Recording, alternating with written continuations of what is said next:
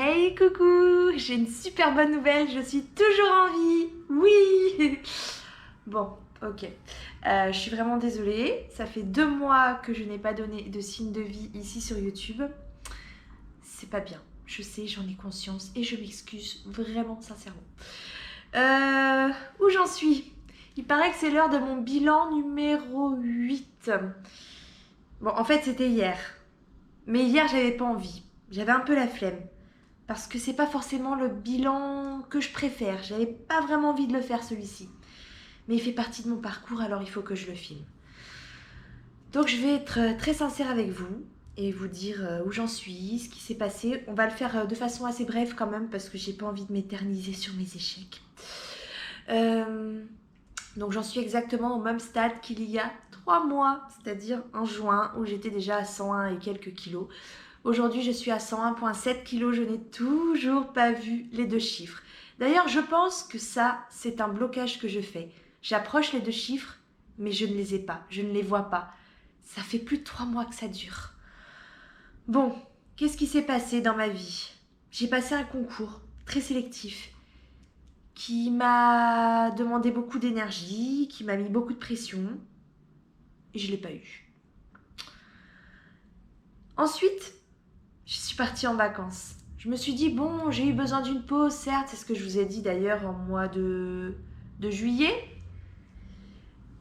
Mais je reprends. Et en fait, pas du tout.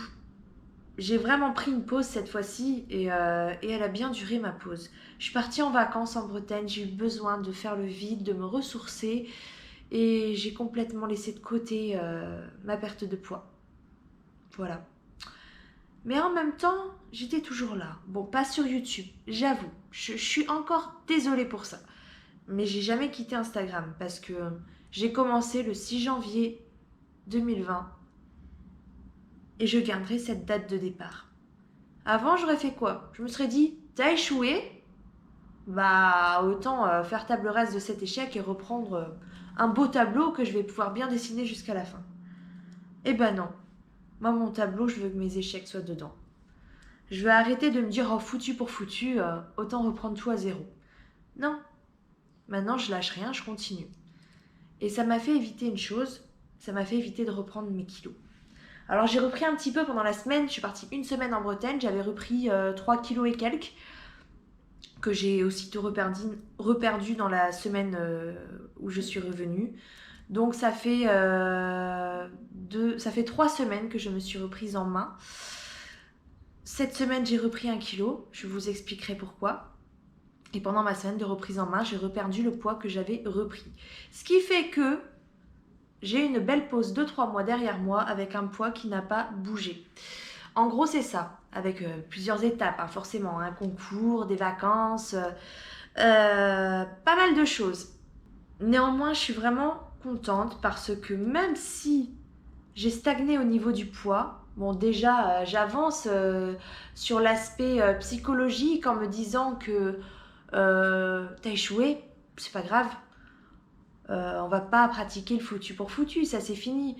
Donc j'avance, je progresse dans mes objectifs parce que je ne pense plus comme avant et je m'autorise l'échec, je m'autorise la chute et ça m'embête un petit peu dans le sens où j'aurais aimé pouvoir atteindre mon objectif initial qui était de perdre 40 kilos en un an et là je me rends à l'évidence, je me dis que voilà, un mois de pause ça pouvait le faire mais 3 mois clairement mon objectif il me passe un peu sous le nez donc ça m'embête un peu mais ce n'est que partie remise.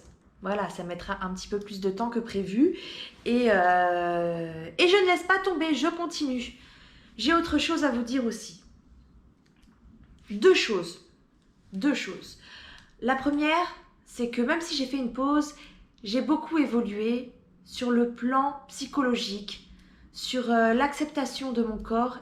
J'ai appris vraiment à aimer mon corps. Alors c'est quelque chose que j'entreprends quand même depuis plusieurs mois, voire plusieurs années. Hein, ça se fait pas du jour au lendemain.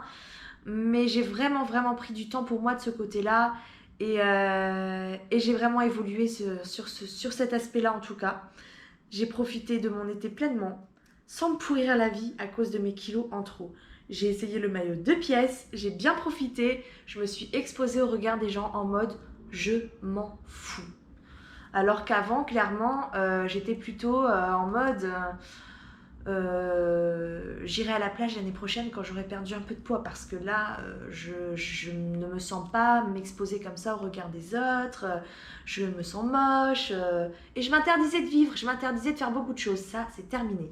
Mince, grosse, peu importe, je vis, je profite et j'aime mon corps. Ça, c'est vraiment un travail sur moi-même qui m'a pris du temps, qui m'a demandé beaucoup de réflexion. J'ai remis en question mon passé, j'ai remis en question ma personne, j'ai fait un effort sur beaucoup de choses. J'ai appris à me prendre en photo, à m'apprécier telle que je suis, à me mettre en valeur. J'ai arrêté de me dénigrer, enfin il y a beaucoup de choses comme ça. Donc c'est tout un travail que j'ai effectué sur moi-même et de ce côté-là j'ai beaucoup avancé. Deuxième chose, et pas des moindres, j'ai arrêté de fumer. Ce qui m'a valu la reprise d'1 kilo. Mais franchement, entre nous, 1 kilo pour arrêter de fumer, c'est rien. Si je maigris aujourd'hui, c'est pour ma santé.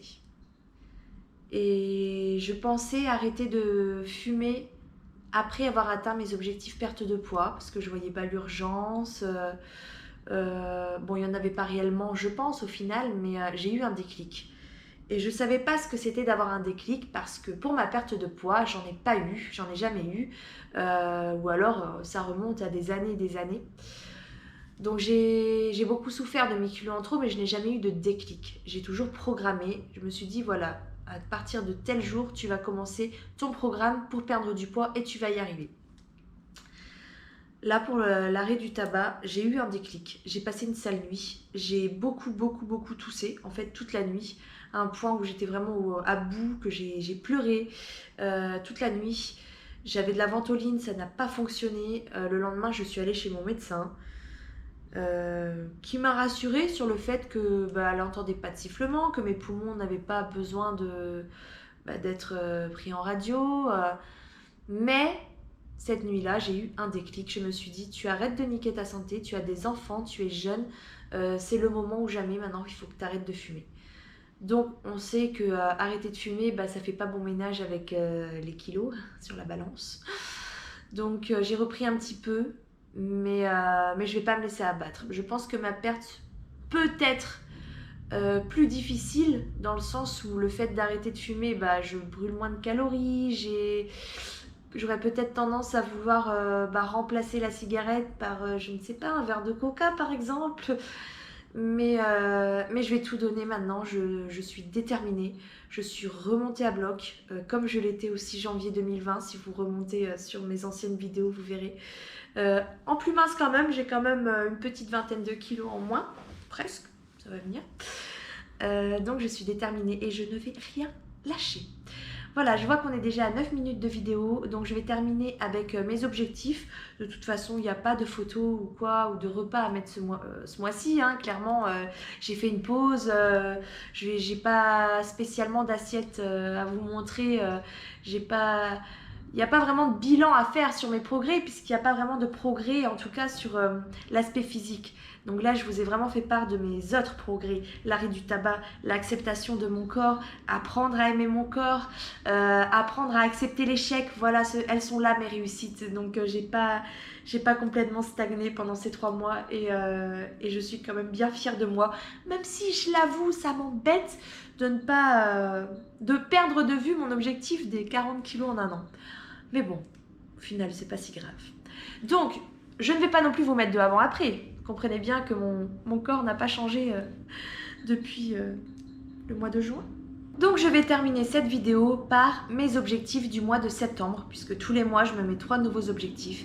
Et ce mois-ci, l'un de mes 3 objectifs, ça va être l'arrêt du tabac. Ça fait une semaine, un petit peu moins, que j'ai arrêté de fumer et c'est toujours pas facile, c'est difficile, c'est très difficile, on va pas se mentir. Donc ça fait partie de mes objectifs de ce mois-ci.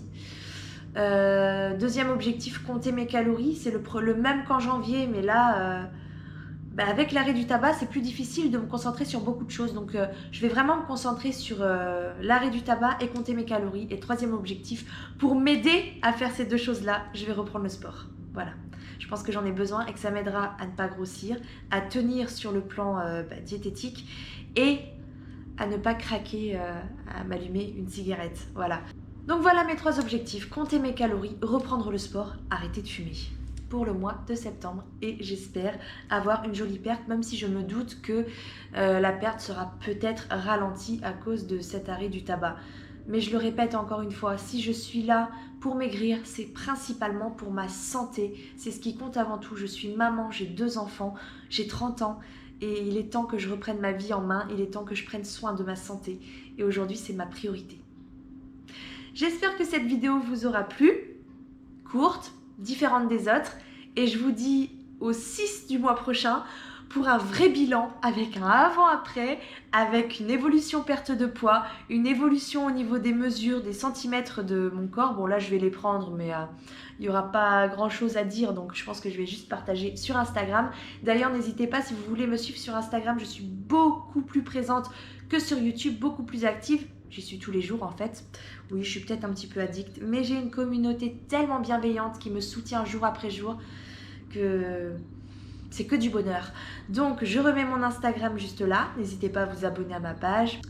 Et je verrai du coup pour faire peut-être un vlog comme je faisais avant, un petit vlog tous les mois, des petites vidéos sur des sujets en particulier. Si vous avez envie que j'aborde un sujet plutôt qu'un autre, ou un tuto, ou peu importe, je suis ouverte à toute proposition, n'hésitez pas.